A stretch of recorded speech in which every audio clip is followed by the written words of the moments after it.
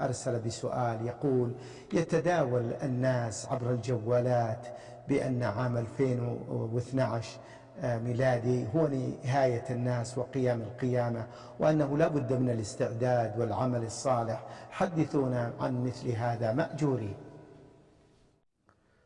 أما الاستعداد للقاء الله، الاستعداد لليوم الآخر بالأعمال الصالحة، فهذا أمر مطلوب أمر الله به وأمر به رسوله صلى الله عليه وسلم، وورد الحث عليه في الكتاب والسنة.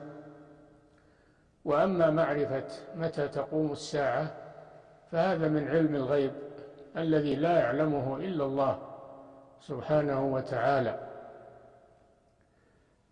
الرسول صلى الله عليه وسلم حينما سأله جبريل بحضرة أصحابه فقال: أخبرني عن الساعة.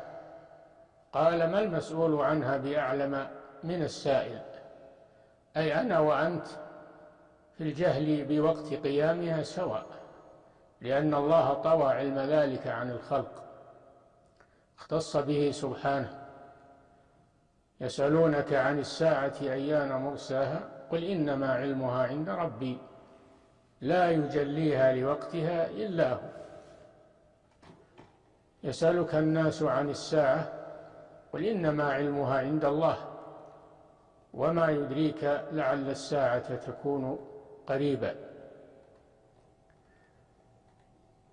والمطلوب منا الاستعداد بالعمل الصالح. أما أن نعرف متى تقوم الساعة هذا ليس من مصالحنا ولم نؤمر به. والذين يحددون هذا ويقولون ستقوم في يوم كذا هؤلاء كذبة ومدعون لعلم الغيب الذي لا يعلمه إلا الله، وهذا من المحاولات العابثة التي يقصد بها التضليل وادعاء علم الغيب، ولا حول ولا قوة إلا بالله. نعم.